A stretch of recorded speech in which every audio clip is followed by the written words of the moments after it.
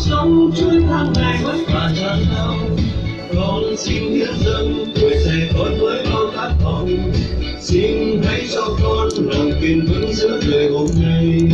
Đây là đời con ngỡ sáng cùng xin chào ngày mai, dù mà cuộc sống chuỗi tháng ngày vất vả gian lao. Đời con xin hiến dâng tuổi trẻ con với bao khát vọng. Xin hãy cho con lòng kiên đây là đời con ngỡ sáng cùng xin chào ngày mai, dù mà cuộc sống chuỗi tháng ngày vất vả gian lao. Con xin hiến dâng tuổi trẻ con với bao khát vọng. Xin hãy cho con lòng kiên vững giữa đời hôm nay. Con xin hiến dâng tuổi trẻ con với bao khát vọng.